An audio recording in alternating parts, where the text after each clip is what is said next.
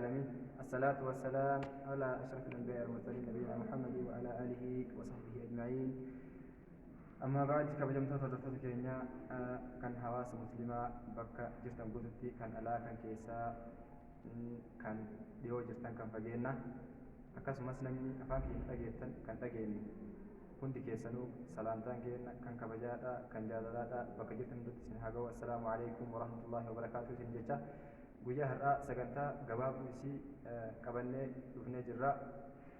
waa'ee haasaa namticha wallaalaa waan haasa'ee fi waan haasa'u hin beekne namticha wallaalaa tokko haasaa namaa ka haasa'u ka ofii haasaa haasa'u hin beekne haasaa namarraa ka haasa'u waa'ee haasaa isitti sabbeeffachuudhaan guyyaa har'aa isitti argamna jechuudha. hanga dhuma sagantaa keenyaatti nu hordofaan affeerraa kiyya kanaaf obboleessi kiyya Abul Irfaan Naasiruddiin Sheekh Usmaan kan jedhamu asitti affeerradhee qaba. haasaa dheeraan qabu isaafin carraa dabarsaa an haa dhufu baga nagaan dhufte Abul Irfaan. Ana baga nagaan. Mee haasaa namicha wallaalaa kanaa ilaalchisuudhaan namtichi kun waa hedduu haasa'e.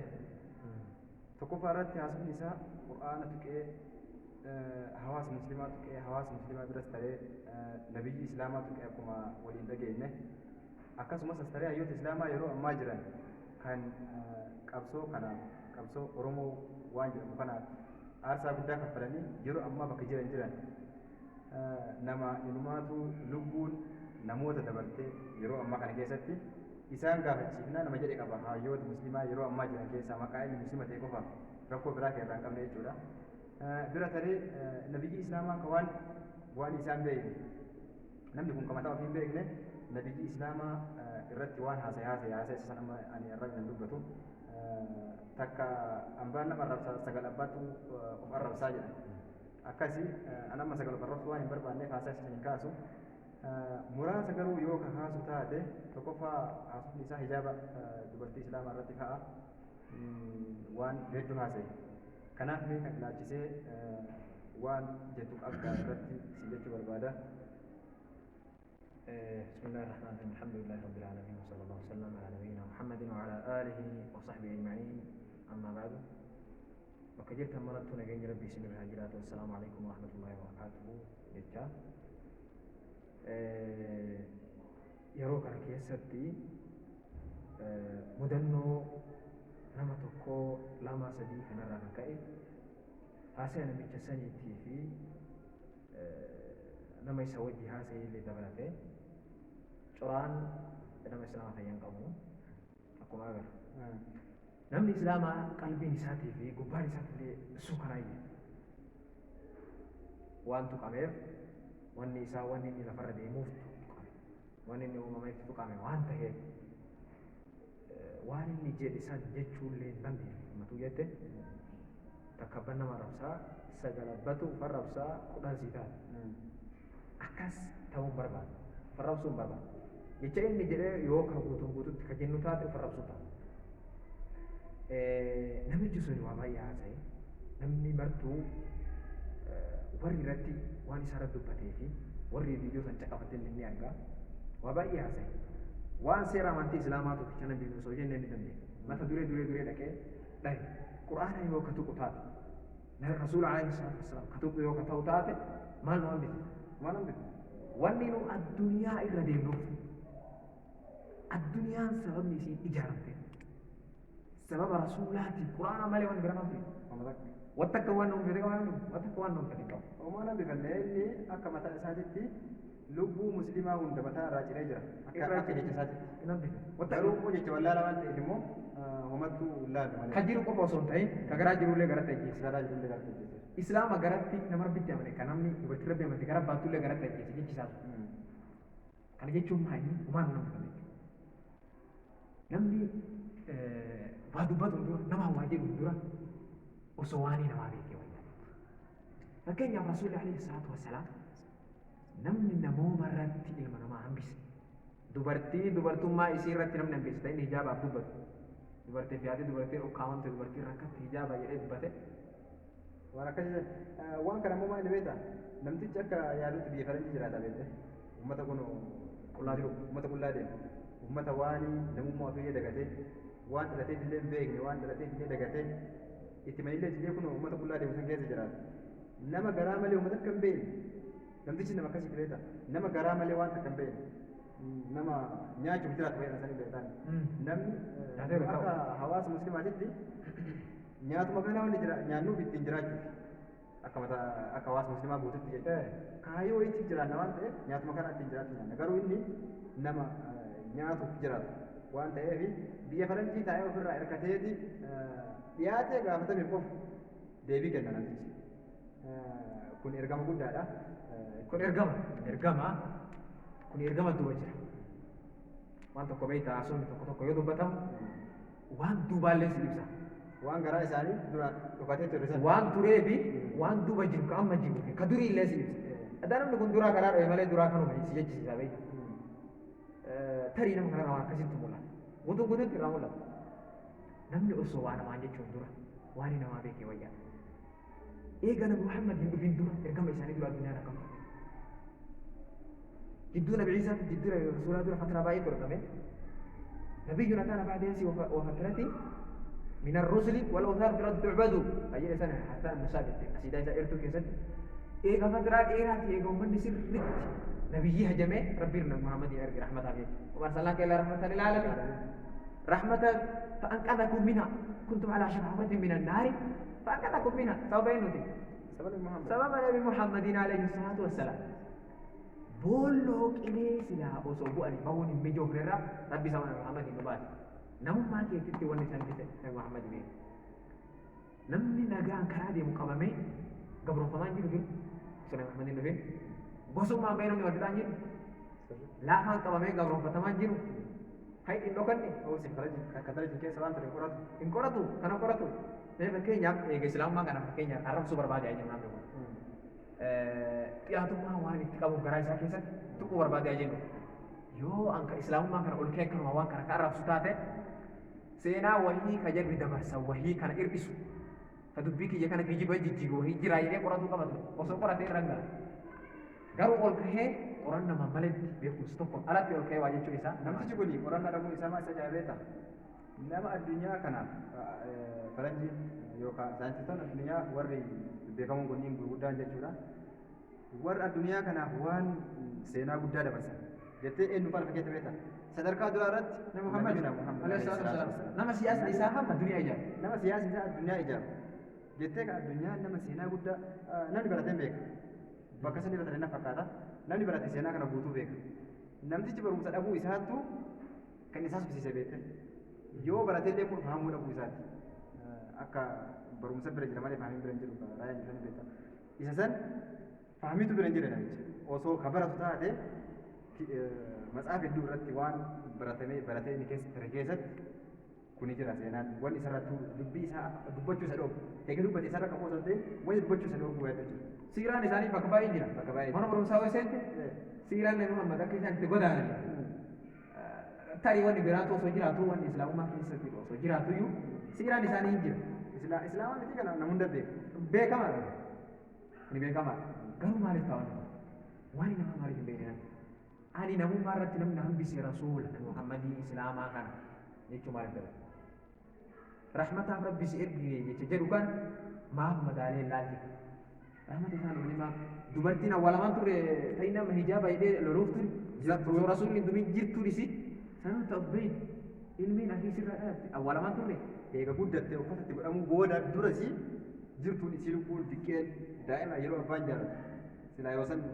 jaalan ilmoo nama qalbii keessa guutuu beekta sa'aatii jarri awwaalaa turan san dura kufrii keessatti nama ummata akkasiisan lubbuu isii hambisee jedhe har'a immoo shari'aa nabi Muhammad alayhi salaatu wasalaam ittiin dhufee karoora uffannaa isii rabbi ittiin barsiisee ummata barsiise kun akkanatti jedhee quraana keessatti dubbate jalbaab hijaaba inni har'a kottee isii dirra hanga mataatti tufitti martee jedhu san kottee isitti hanga mataatti tufitti martee akka reefaati akkas inni reefa malee waan beeku sanii kan waan akkasiisan nu reefa maqaan isaa aguma baayisaa aguma baayisaa ilmee gumaati gumaati maqaan isaa guma irraa qaba nama guma irraa qaba sa'a kana booda nama gumaati inni duratti maal jedhu ka shari'aa islaamaatiin rasuula namni arrabse ni kafara إسلام مرة بل لا تعتذروا قد كفرتم بعد إيمانكم ربي جل قل أبي الله وآياته ورسوله كنتم تستهزئون وسنما ربي تيك أمان تاتي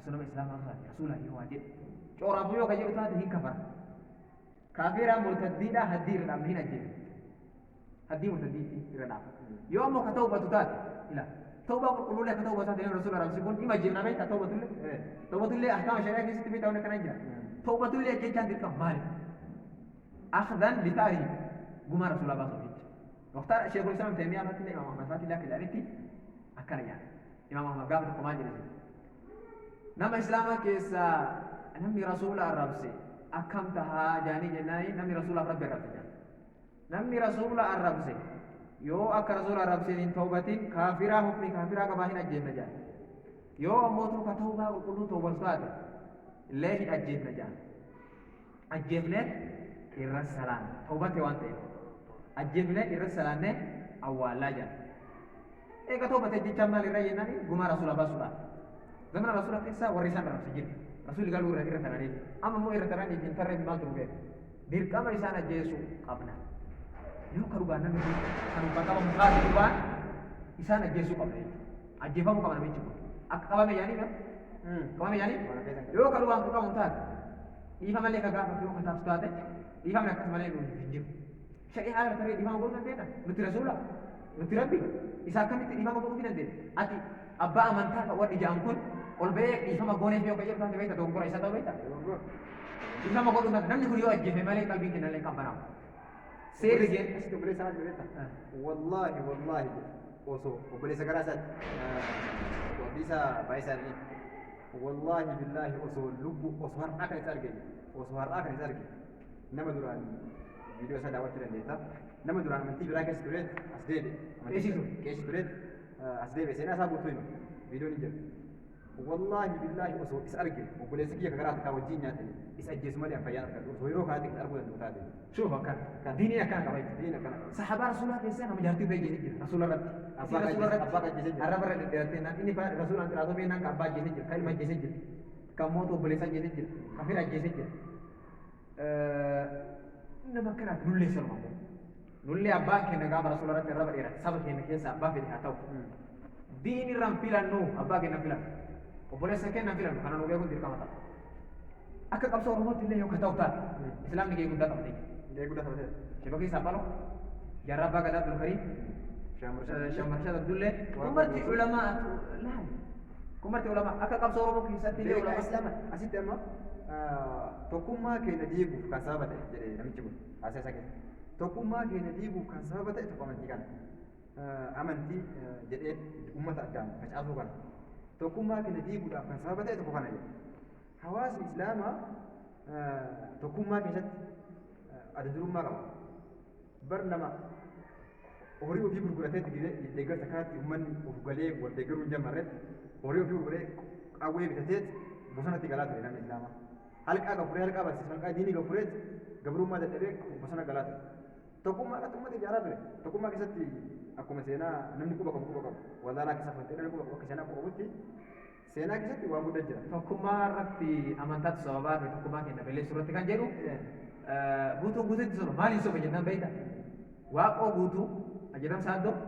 taaddasaa birruu akkanatti waliin turre akkanatti kan quba kanaatti qubni kuniif kun takkaa waliin himan akkana waliin turan waliin himanne waliin hifan gaafa jarri sumaa waliin dhabin ati maaliif ol dhabde ati maaliif amantaan kenna dadhabate amantaan kenna maal siguree dadhabate jarri taaddasaa jirru amantaan kenna maal dadhabate wajjin turre wajjin turre shuf darasaa keessa darasaa kiyyaa kadeemee karaa ogeessa nama sadi abbaan kiyya kana himan darasaa isaanii ofii karaa isu keessa jedhanii kana himanitti abbaan kiyya rabbi isaan naaf hatiisu darasaa nama sadi kan jaarraa waraana jaarraa itti osoo hin qaraa'isu kaatee na jalaa dabalattee beeka jedhan faxina illee jaan mucaan sun nama fahimee jedhan akka malee fahimee qaba jedhan garuu waraana jaarraa keessa du'e irra salaatee awwaale jedhan ilma kiyya awwaaladhe jedhan irra salaatee shuf ummarti maal ta'e darasaa akka kennaa nullee sanuma ammoo nullee sanuma nu beekuu qaban gaafa diiniin dhufte ammoo gaafa diiniin dhufte abbaa kamuu hin marata kun beekamu qaba Injiru saba keenna maaliif diinii keenya keessatti injiru kun nu beekamu maaliif sabummaa bira osoo hin geenati abbaa ajjeese namni jaada keessatti abbaa morma irraa mureetti galaa ture niitii isaa ka ija hin qabne malaan niitii isaa ajjeesaa ture rasuula irratti. Ajjeesaa ture. Nummoo saba keenya lakki namni kun Oromoo keenya jennee diinii irratti nam tokko hin filanne. Abbaa kennaa osoo ta'in filamu jedhee osoo abbaa kennaa akka ta'u taate karaa kennaa guutuun guutuutti karaa inni karaa sahabaati karaa rasuulaati karaa sahabaati waan aarsaa sahabaa kafalan san kafaluun dirqama keenya rabbiin irraa nu gaafata yoo abbaa keenya diinii irra dabarsinee rasuula irra dabarsinee akka filan taate rabbiin irraa nu gaafata nuti abbaan keenya ila isa dhiise jechuudha akkuma akka amantiin isaati amantiin keenya wal faallaa dhiise abbaan keenya gaafa rasuula irratti arraba dheerate abbaa keenya filan diinii filan sitti deebi daawwattoota keenya kabajamoo daqiiqaa muraasa sekondii muraasa booda boqonnaa wani walitti deebina.